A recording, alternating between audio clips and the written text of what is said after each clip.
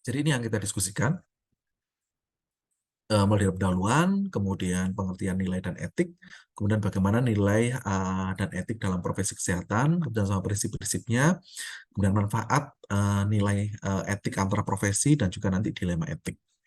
Jadi nanti di awal kita akan diskusikan terkait dengan bagaimana konsep etik ya, dan mungkin ini lebih kepada penguatan, kemudian merefresh kembali dari apa yang sudah diajarkan di semester-semester sebelumnya. Karena kalau nilai etik itu harusnya sudah disampaikan di awal-awal ya. Dan nanti kita mungkin akan lebih banyak fokus kepada bukan banyak ya, mungkin yang mungkin belum adalah kaitan antara bagaimana begitu nanti interprofessional education dan interprofessional collaboration itu kaitannya dengan etik ya antar profesi kayak gitu ya. Oke. Jadi kalau kita lihat terkait dengan domain ya, domain kompetensi kaitannya dengan kolaborasi antar profesi ya, yang itu juga kemarin saya juga yang ngasih kuliahnya, jadi di TM berapa ya? Di awal-awal kalau nggak salah TM di 4 atau 3 gitu, saya lupa. Nah, itu adalah kompetensi domain kompetensi IPE IPJ gitu ya.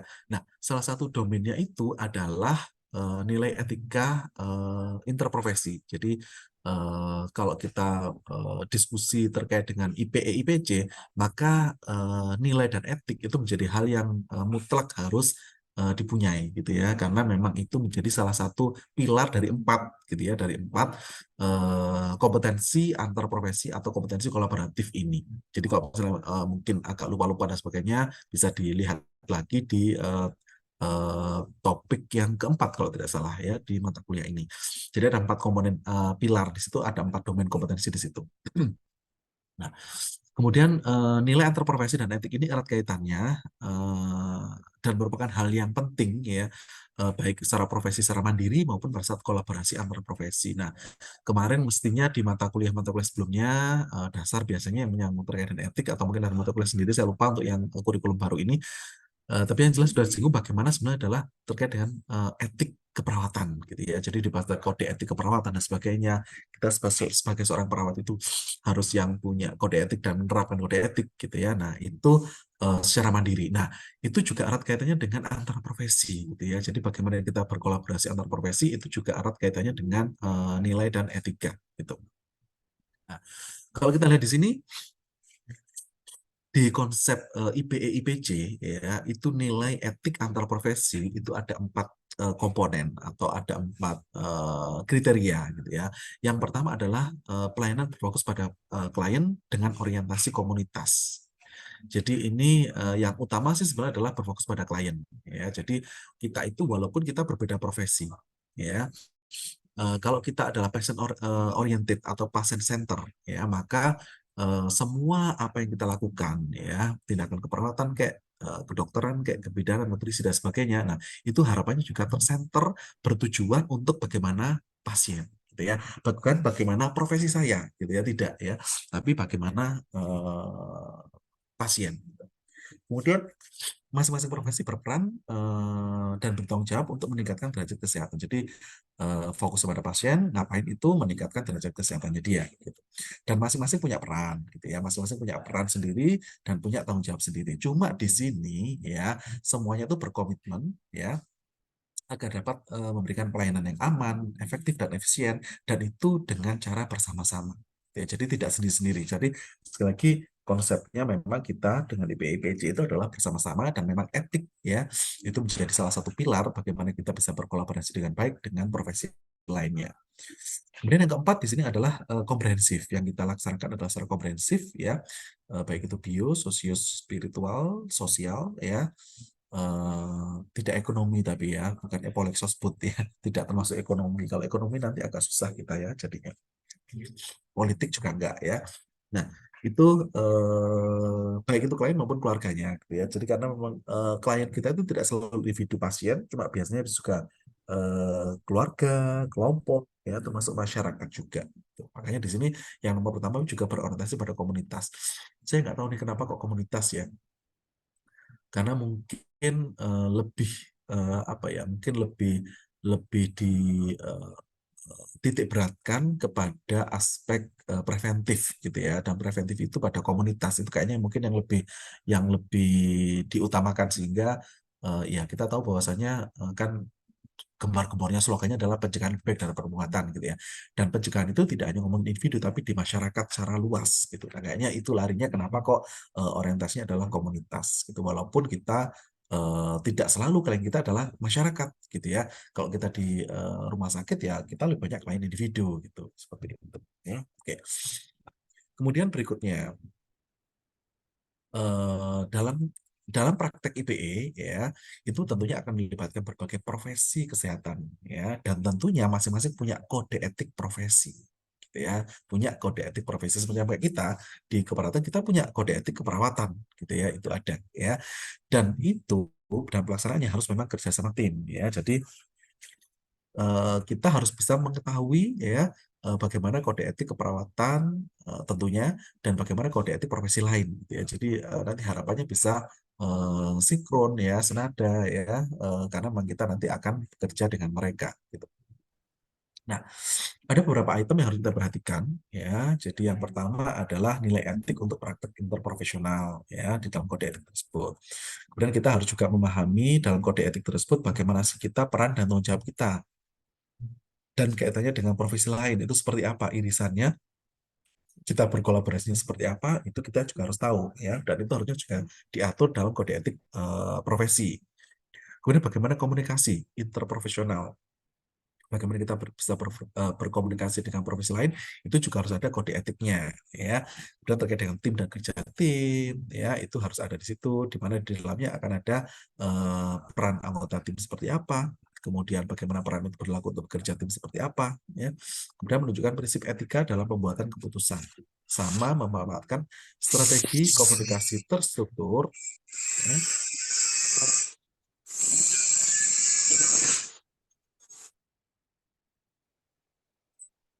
Oke.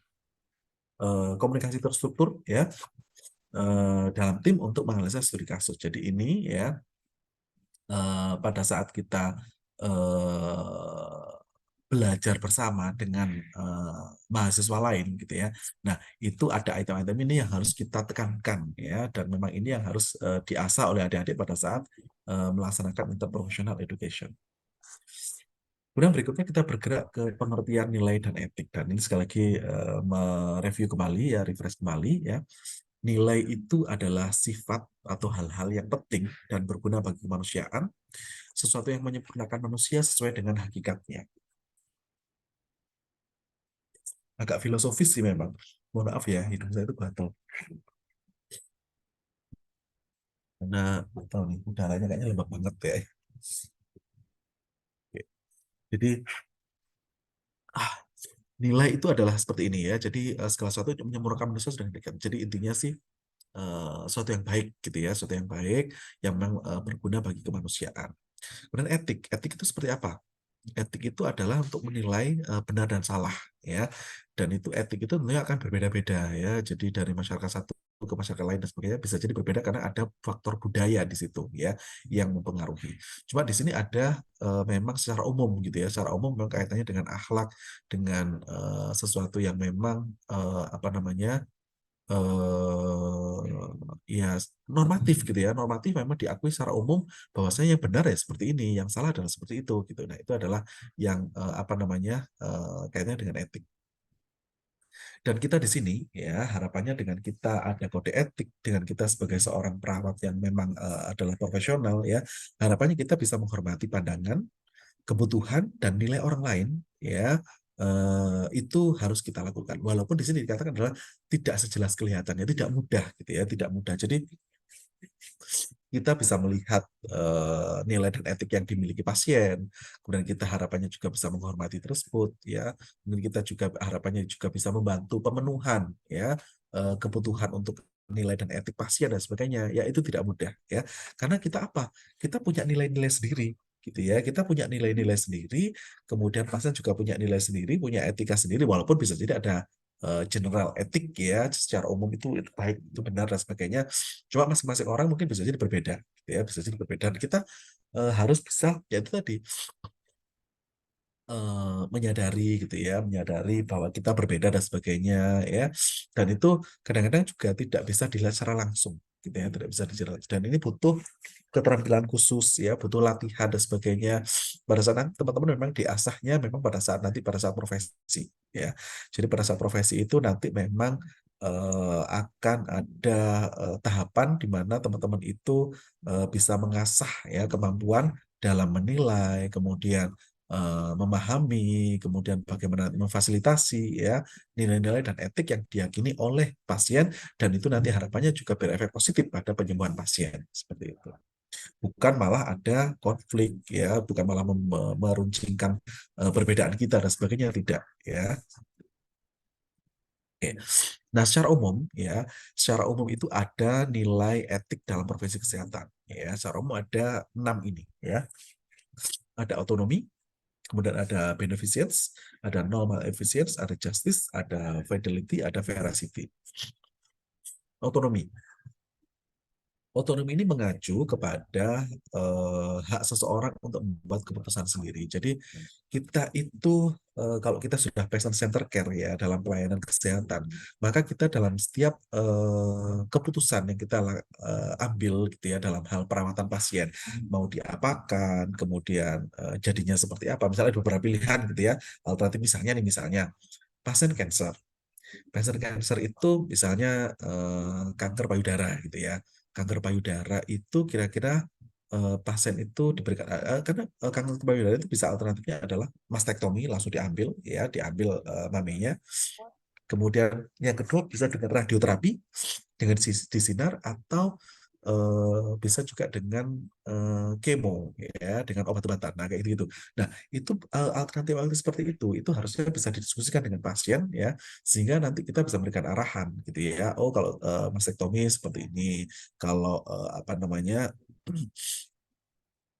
radioterapi seperti ini, kalau kemo seperti ini. Nah, itu ada beberapa item yang eh, item yang kita sampaikan kepada pasien, dan nanti nanti pasien tetap adalah yang menentukan yang menentukan keputusan itu adalah tetap pada pasien, walaupun mungkin kita bisa mengarahkan gitu ya, kita bisa mengarahkan, kemudian kita bisa memberikan plus minusnya apa gitu ya, cuma pada pada apa namanya pada realnya nantinya pasien itu nanti akan bisa menentukan sendiri kira-kira apa tuh yang dia pilih seperti itu.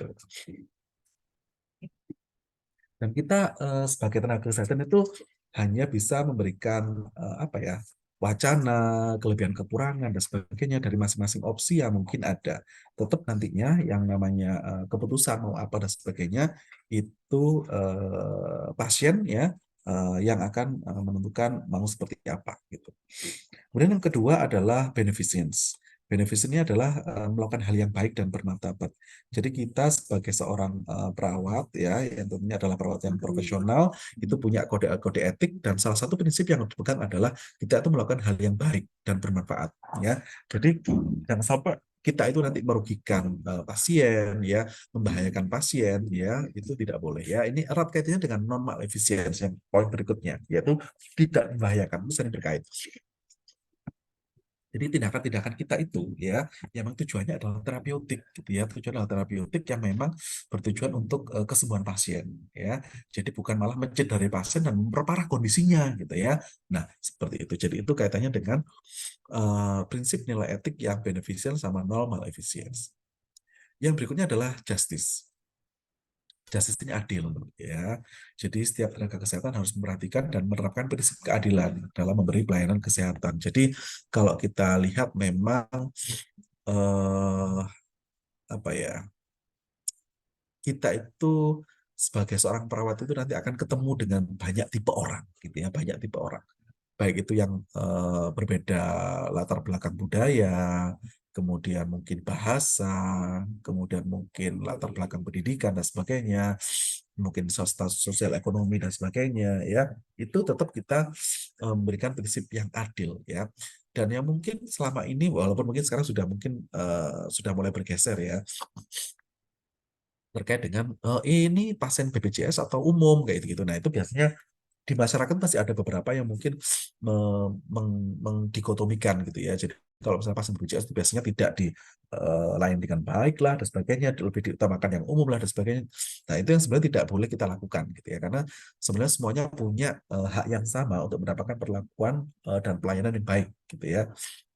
Mau pakai asuransi kesehatan apapun atau bahkan tidak pakai asuransi kesehatan juga harusnya dilayani dengan yang sama ya. Itu adalah justice. Kemudian berikutnya adalah fidelity. Ya, jadi berarti berupaya memenuhi perjanjian dan janji yang sudah kita sepakati bersama. Yang artinya apa sebetulnya? Jadi di sini biasanya sudah ada di awal itu ya, di awal begitu nanti pasien itu masuk dan dilakukan rawat inap. Biasanya untuk rawat inap biasanya itu mereka akan menandatangani semacam kayak surat perjanjian gitu ya. Surat perjanjian itu ya tata tertib ya, tanda tangan tata tertib. Jadi sudah dijelaskan tata tertib dan sebagainya. Biasanya kita diminta membaca. Jadi di situ sudah ada item-item apa yang boleh kita dapatkan, hak kita apa, kewajiban kita apa sebagai pasien ya. Begitu juga sebaliknya. Sebagai tenaga kesehatan itu apa tuh hak dan kewajibannya. Nah, itu juga ada sudah di kontrak tersebut gitu ya. Nah, itu kita berusaha untuk memenuhi apa yang sudah kita tulis, sudah kita sepakati di awal tersebut.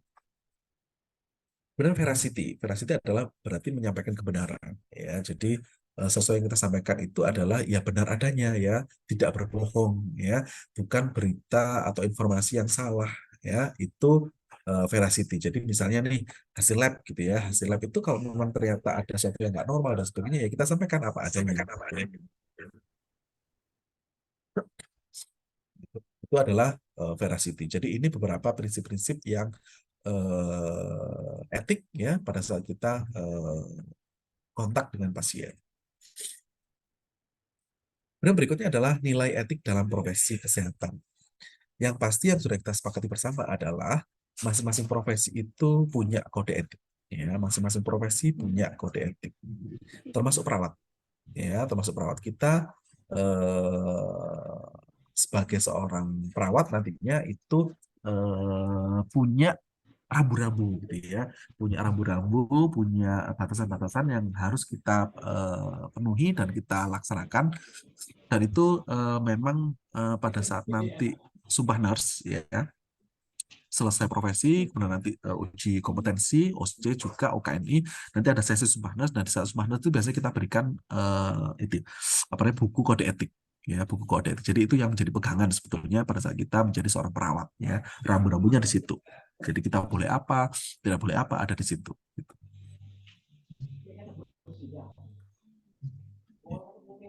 Rizky Lestari ya, mungkin dimatikan Rizky Lestari.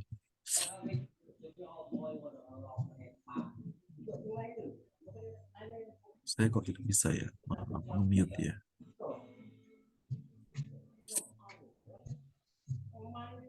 Oke, apa sih sebenarnya kode etik ya? Jadi kode etik ini sekali lagi masing-masing profesi punya dan merupakan pernyataan standar profesional ya yang digunakan sebagai pedoman perilaku dan menjadi kerangka kerja untuk membuat keputusan. Nah, keputusan ini keputusan apa ya? Keputusan perawatan ya. Kalau kita adalah kode etik keperawatan gitu ya. Keputusan apa yang harus kita lakukan ya itu ada standarnya ya, ada pedomannya, harus kita seperti apa dan sebagainya. Lebih pada perilaku ya, lebih pada perilaku, bukan apa namanya, kalau skill step by stepnya itu bukan kode etik ya, itu larinya kepada SOP ya, pada SOP. Dan mestinya teman-teman sudah terpapar juga bahwasanya kita di perawat Indonesia sudah punya standar operasional prosedur ya. Jadi ada SPO-nya, ada apa ya, ya skill-skill yang sudah menjadi standar dan itu dibikin oleh BPNI seperti itu. Nah, kalau kode etik perawat nasional Indonesia itu ya tentunya adalah aturan yang berlaku untuk seorang perawat Indonesia dalam melaksanakan tugas dan fungsinya sebagai seorang perawat. Di mana seorang perawat itu harus selalu berpegang teguh kepada kode etik sehingga kejadian pelanggaran etik dapat dihindarkan. Jadi harapannya nanti dengan adanya rambu-rambu ini teman-teman, jadi kita itu nanti harapannya tidak bersinggungan dengan masalah hukum gitu ya. Jadi kalau misalnya kita melakukan sesuatu sesuai dengan kode etik, sudah sesuai dengan SOP, nanti kita akan terlindungi. ya secara otomatis akan terlindungi, ya. Makanya kita harus tahu rambu-rambunya seperti apa yang boleh, ada yang tidak, apa yang tidak boleh, apa yang seharusnya dilakukan, apa yang tidak boleh dilakukan gitu.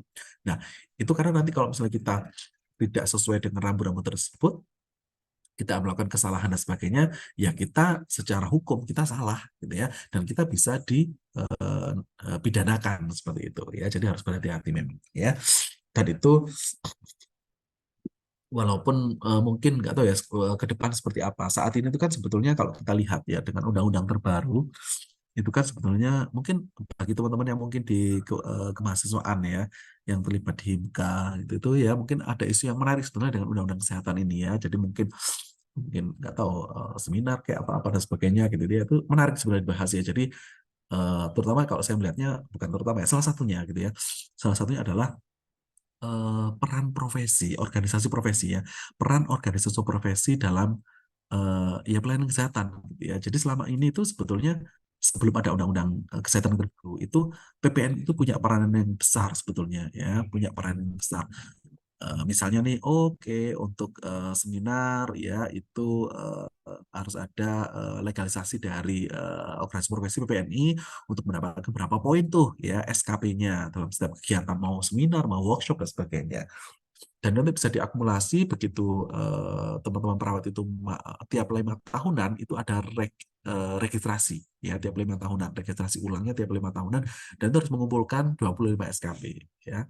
Nah, tapi dengan undang terbaru ini itu registrasinya hanya sekali ya, registrasinya hanya sekali. Cuma untuk bagi mereka yang memang praktek ya, maka SIPP tetap harus direvisi ya, bukan direvisi ya, diperbarui gitu ya, diperbarui tiap 5 tahunan, dan itu tetap butuh SKP. Nah itu yang, dan SKP itu tidak harus selalu didapatkan dari kegiatan seminar dan sebagainya, cuma dari dia bekerja ya, misalnya dia bekerja di rumah sakit gitu ya, selama 5 tahun dia full, nah itu diakui ya, selama 5 tahun tersebut itu setara dengan berapa SKP gitu ya. Itu kalau tidak salah adalah 60% dari 25. Jadi sekitar 17 atau 18 SKP ya, itu diakui. Nah, itu membuat sebetulnya adalah apa ya, semacam kayak dikebiri ya organisasi profesi itu. Jadi taringnya sudah tidak ada lagi ya, tidak sekuat yang dulu lah ya, ya kepentingan organisasi profesi itu gitu. Cuma sekali kita nggak tahu ke depan seperti apa gitu ya. Termasuk sekarang ini apa namanya, terkait dengan legalisasi pelatihan dan sebagainya itu karena sudah ada kolegium gitu ya, sudah ada kolegium. Nah itu yang dengan adanya kolegium itu yang membuat organisasi profesi jadi tersingkir kalau menurut saya ya. Karena dengan nanti adanya konsil ya, kemudian turun ke kolegium, nah mereka itu yang nanti akan lebih banyak berkuasa gitu. Bukan berkuasa sih, maksudnya itu menentukan regulasi dan sebagainya itu adalah dari konsil dan kolegium. Dan memang sebetulnya kalau kita lihat di luar negeri memang sudah seperti itu sebetulnya gitu ya. Jadi kalau misalnya kita melihat memang registrasinya cukup sekali ya, registrasi cukup sekali. Jadi namanya registrasi, registrasi kan terregister kan tidak perlu tiap 5 tahun register, tiap 5 tahun register kan tidak gitu ya. Jadi registrasi itu ya memang cukup sekali, cuma memang begitu dia praktek maka perbaruan surat izin praktek, nah itu yang harus tiap 5 tahunan. Kalau registrasi kan terdaftar saja gitu ya, maka ternyata memang cukup sekali gitu. Iya. Kemudian berikutnya adalah bagaimana prinsip nilai etik antar profesi. Ya, jadi di sini itu yang berbeda sebenarnya. Yang ini yang berbeda dengan yang mata kuliah sebelumnya, mungkin di semester-semester sebelumnya terkait dengan etik keperawatan. Jadi di sini lebih banyak apa ya, penekanannya adalah bagaimana begitu kita berinteraksi dengan profesi lain, ya, maka ini beberapa prinsip-prinsip yang harus kita terapkan. Yang pertama adalah mempertahankan iklim saling menghormati dan nilai-nilai bersama. Jadi di sini sekali lagi, tiap profesi itu punya kode etik. Ya, setiap profesi punya kode etik dan kita harus bisa saling menghormati itu. Gitu ya, nilai-nilai yang ada di masing-masing profesi kita harus menghormatinya, sehingga nanti ya pelayanan kita laksanakan bisa benar-benar efektif dan efisien gitu ya. Jadi tidak saling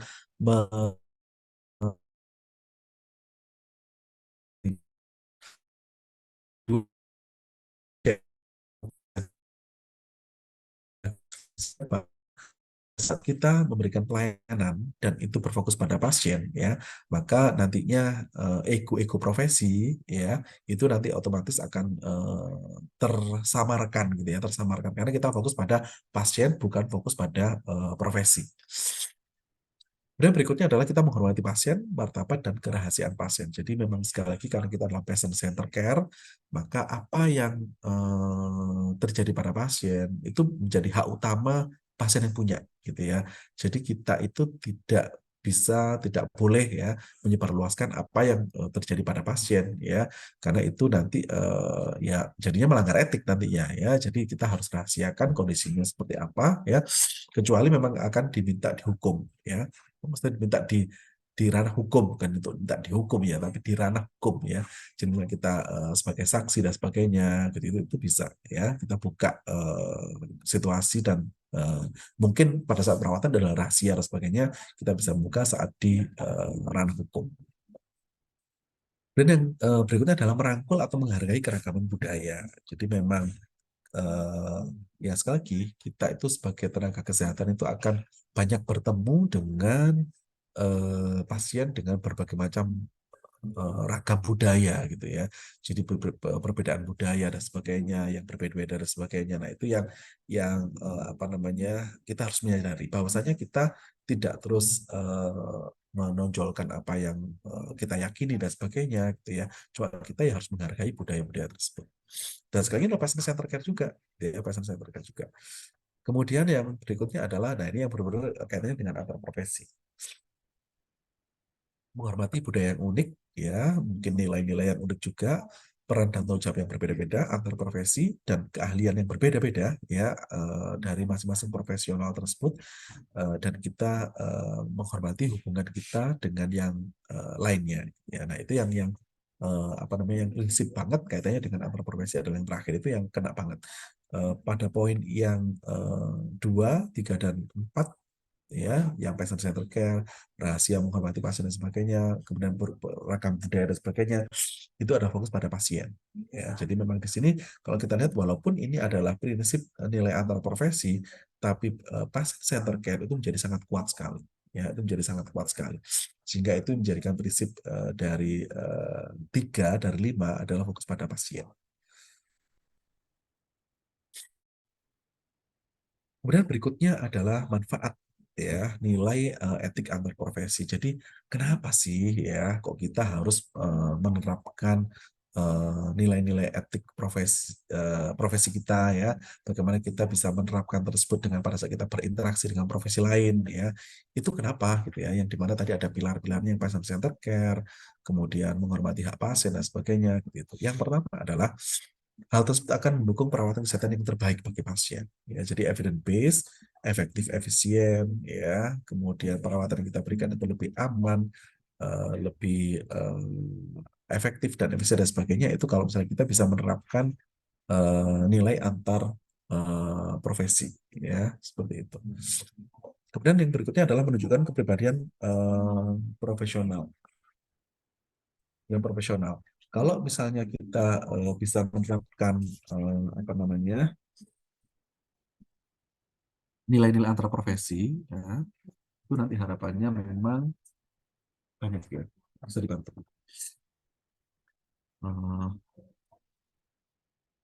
Jadi begitu kita nanti menerapkan prinsip etik itu, nanti kita bisa menunjukkan profesional kita. Jadi karena salah satu aspek profesional itu adalah dengan kita menunjukkan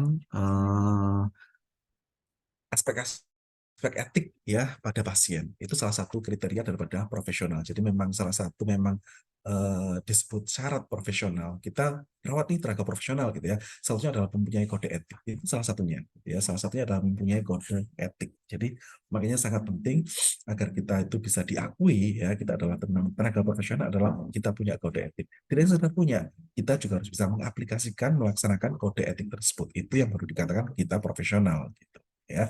Itu beberapa manfaat yang mungkin bisa didapatkan pada saat kita menerapkan kode etik, ya, baik itu untuk mandiri, perawatan kita mandiri, ya, masih sebagai perawat, ya, yang hanya kita mandiri kita, gitu ya, secara internal, maupun begitu eksternal kita kontak dengan profesi yang lain.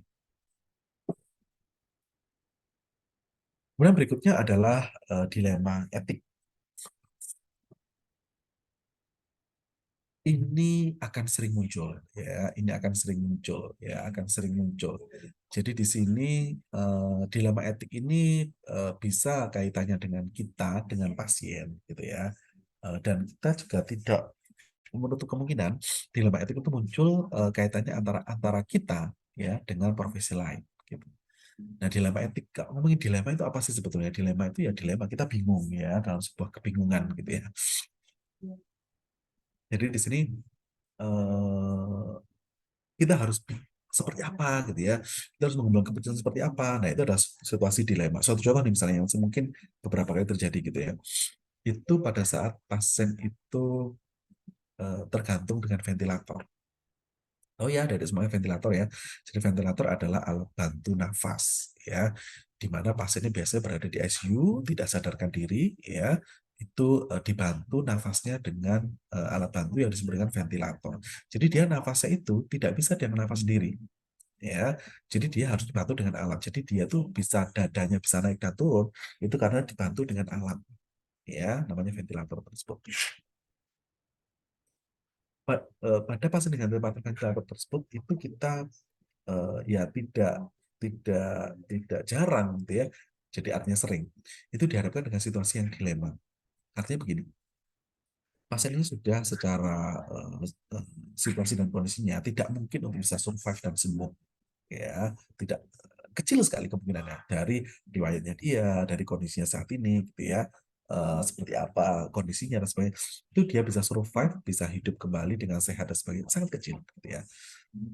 Tapi kalau misalnya kita tidak melanjutkan, dalam arti begitu kita lepas sebetulnya, ya begitu kita lepas ventilatornya, maka pasien akan ya meninggal dengan sukses gitu ya.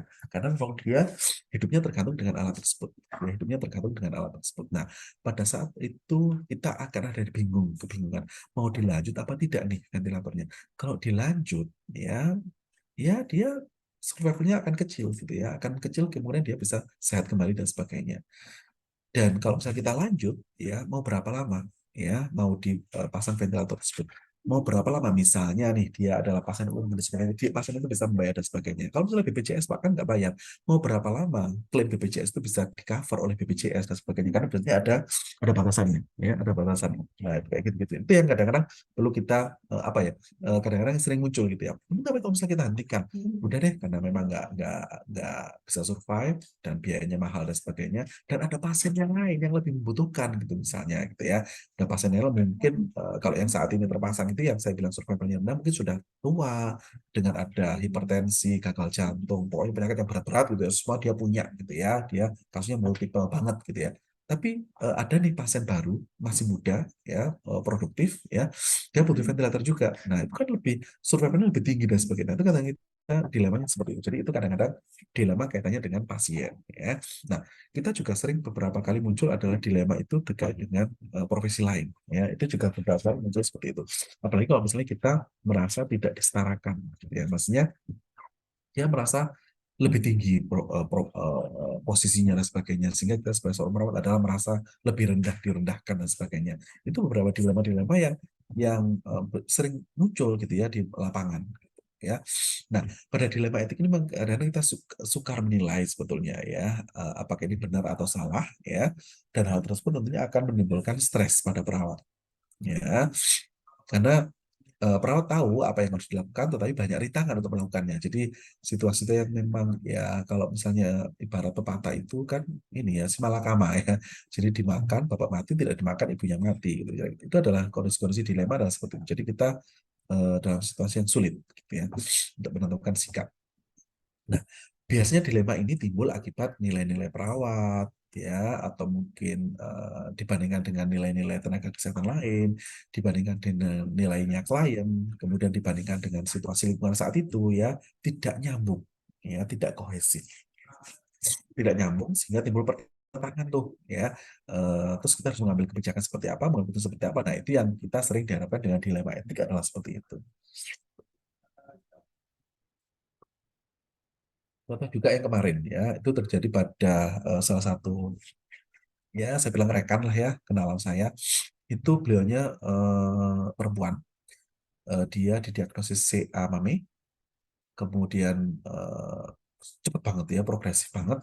Jadi di awal itu sebelum dia waktu itu dia ada kesempatan umroh. Sebelum umroh itu dia apa namanya sempat untuk apa ya, CT scan kalau tidak salah, CT scan, dan itu hanya ada satu nodul gitu ya. USG apa CT scan ya, saya lupa. Nah, ada satu nodul di heparnya. Dia seamame, kemudian di heparnya ada nodul. Dan memang dia sudah ada riwayat hepatitis ya tanpa pengobatan. Nah, di situ adalah kemudian dia ada kesempatan umroh, dia umroh, begitu umroh dia kembali kerja dan sebagainya. Kecapean dia masih muda ya, 30-an ya, sebelum belum 40 lah. Nah, itu kemudian setelah umroh ternyata progresif sekali ya. Jadi progresif sekali, ternyata dia kondisinya memburuk ya. Habis umroh itu dia memburuk, kemudian memburuknya itu lemas ya, kemudian muntah dan sebagainya. Kemudian setelah dievaluasi lagi, disetikan lagi, ternyata nodulnya udah banyak di heparnya itu, dan sudah ada metastase ke cerebral, metastase ke mana lagi ya? Saya lupa ya. Pokoknya udah metastase kemana-mana ya, ke tulang kalau nggak salah ya. Itu sangat cepat banget gitu ya. Nah, waktu itu dokternya bingung gitu ya. Nah, bingungnya itu dilema juga. Dalam arti begini, dia mau dilakukan apa tuh? Ya, mau radioterapi kah atau mau kemo gitu ya. Karena dua-duanya itu akan berakibat pada kondisinya dia gitu ya. Karena dia memang secara kondisi fisik itu tidak fit ya, karena hepatitis yang eh, tidak terkontrol ya. Kemudian dia metastase juga sudah luas dan sebagainya gitu. Jadi ada beberapa pilihan waktu itu yang ya membingungkan juga. Dalam arti kalau misalnya mau dilakukan tindakan, maka akan berefek pada kondisi yang buruk dan sebagainya gitu. Atau bahkan mungkin mastektomi dan sebagainya juga menjadi alternatif juga kemarin itu dan sebagainya. Cuma pada akhirnya dia memilih untuk radioterapi waktu itu. Begitu radioterapi ternyata juga heparnya nggak kuat.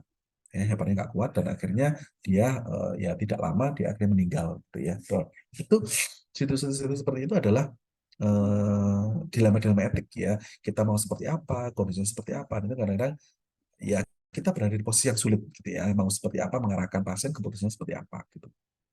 Nah, begitu kondisi seperti itu, tidak jarang kita itu akan terlibat secara emosional ya. Kita jadi stres ya, kemudian mudah marah, frustasi ya, takut mengambil keputusan yang rasional dan sebagainya. Nah, ini yang akhirnya kita butuh tuh untuk bisa mampu menyampaikan apa yang kita rasakan ya, apa yang menjadi concern kita dan sebagainya, dan itu harus diputuskan secara bersama.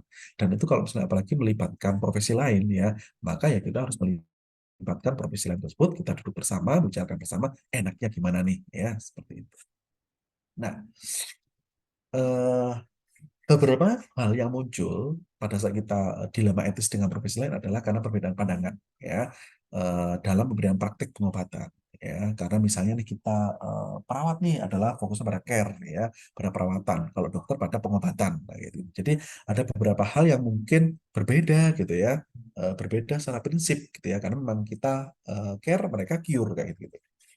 Itu yang kadang-kadang bikin adanya perbedaan dan menjadikan muncul dilema etis. Kemudian berikutnya adalah tidak kesetujuan tentang siapa yang berhak melakukan praktik pengobatan, apakah dokter atau perawat. Misalnya nih, yang sering muncul terjadi di lahan adalah kita itu perawat itu melakukan hal-hal tindakan-tindakan yang sebenarnya bukan menjadi kewenangan kita gitu ya.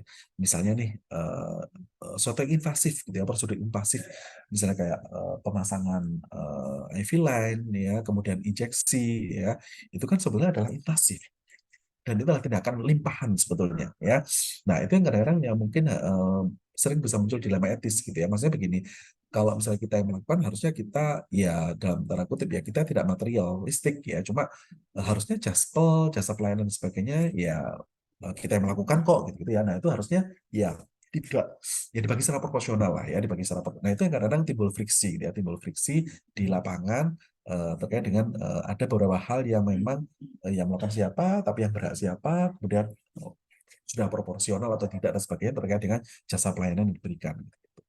Nah, bisa juga adalah kita terkait dengan pasien ya. Jadi eh, misalnya nih kita itu yang berhadapan dengan pasien 24 jam. Kita yang tahu situasi pasien seperti apa. kondisinya seperti apa, dan kita tahu sebenarnya pasien ini layak dipulangkan atau tidak, gitu ya. Cuma saat ini pulang dan tidak itu oleh dokter, ya. Jadi dokter yang bisa memulangkan, bukan perawat. Berbeda dengan di luar negeri. Kalau di luar negeri itu keputusan pulang itu oleh perawat, ya. Di negara maju itu Amerika, Australia itu perawat yang bisa memulangkan. Cuma di kita tidak, gitu ya. Nah, itu yang apa namanya, yang kadang-kadang ada timbul dilema, konflik bisa jadi terkait dengan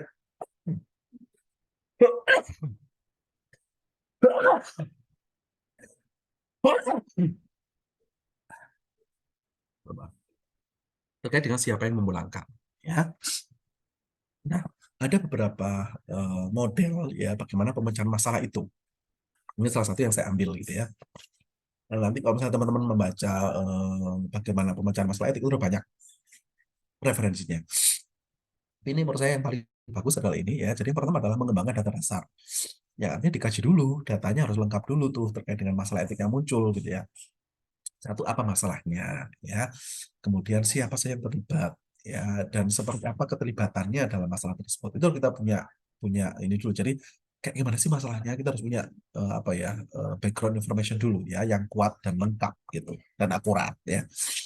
Kemudian setelah kita tahu masalahnya, apa nih yang kita usulkan, ya, apa nih tindakannya dan sebagainya, harus seperti apa dan sebagainya, kita merumuskan itu, dan itu clear, ya, maksudnya itu apa, ya, detail, ya, jadi tidak hanya sekedar oh begini begininya kayak gimana, gitu ya. Nah, itu harus harus apa namanya, clear.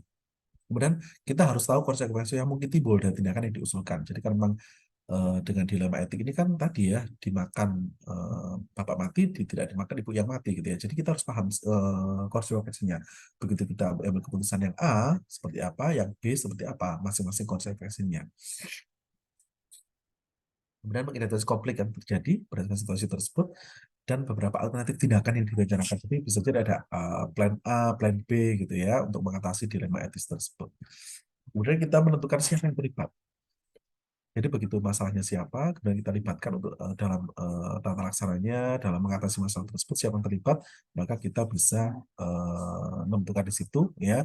Dan kita sebagai perawat harus ngapain, ya. Eh, kita dalam hal pemecahan masalah tersebut, dalam tindakan penyelesaian masalah tersebut, kita ngapain, kita peran kita apa. Nah, itu kita harus kita detailkan dan baru kemudian kita buat keputusan seperti apa, ya.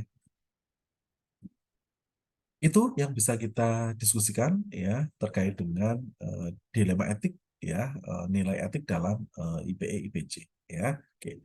Mungkin ada yang didiskusikan, ya. Silahkan. Adakah yang didiskusikan? Ini slide-nya sudah saya kasihkan di ini VLM. Ada?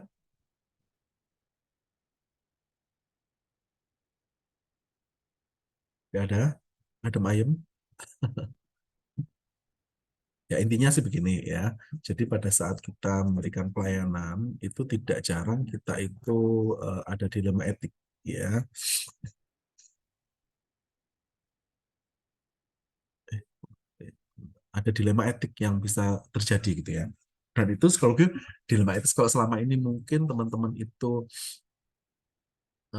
meyakininya adalah dilema etik antara kita perawat dengan pasien, ya, itu bisa juga terjadi dilema etik itu adalah antara kita dengan profesi lain, gitu ya. Dan karena kita lebih banyak bersinggungan dengan kedokteran, ya, itu yang akan sering muncul friksi dan sebagainya adalah dengan kedokteran, gitu ya. Jadi kita harus apa ya, makanya di sini itu begitu kita terpisah dengan kedokteran sebenarnya agak agak apa ya, konsep IPE, ya, dengan kedokteran itu jadi agak agak jauh, gitu ya, karena kita terpisah, gitu ya, secara fakultas. Yang kita dekat adalah dengan yang di nah ini gizi, gitu ya, keperawatan dan gizi itu yang mungkin kita tetap bisa menjalin hubungan yang baik, mulai dari IPE-nya sampai nanti di profesinya, sampai nanti benar-benar kita menjadi seorang tenaga kesehatan itu nanti harapannya bisa cuma harapan saya sih nanti walaupun kita sudah terpisah, gitu ya, cuma nanti tetap harusnya ada kegiatan-kegiatan yang memang dilaksanakan bersama dan sebagainya dengan mahasiswa di bawah Fakultas Kedokteran. Ya, oke. Mungkin itu saja yang bisa kita diskusikan. Jika tidak ada lagi yang perlu ditanyakan dan diklarifikasi, mungkin nanti absensi akan saya bikin di Gapura ya, cuma sebagai bukti saja kalau kita kuliah. Mungkin bagi teman-teman yang memungkinkan untuk on cam bisa dinyalakan kameranya untuk bisa saya screenshot ya.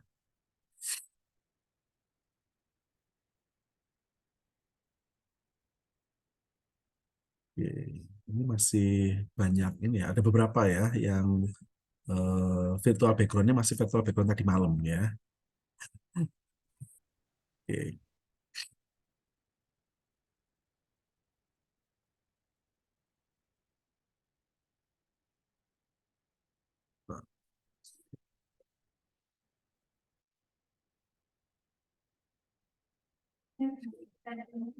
Ya,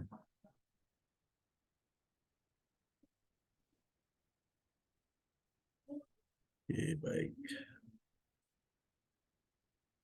Sebetulnya kenapa sih kok pas kuliah gitu tidak pada menyalakan kamera gitu? Nggak pengen kelihatan gitu ya mukanya ya. Padahal sebetulnya kalau ya ini ya, ini termasuk etika sebetulnya ya. Maksudnya itu kalau teman-teman nanti akan terlibat di event-event internasional gitu ya, itu harapannya ya on terus ya kameranya ya. Jadi itu sebagai salah satu apa ya, secara etika itu menghormati ya yang berbicara gitu ya.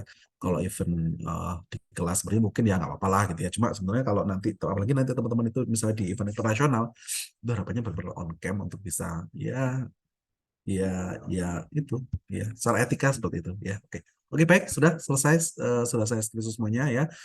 Terima kasih atas kehadirannya ya, semoga nanti di pertemuan berikutnya bisa kita ketemu secara offline ya.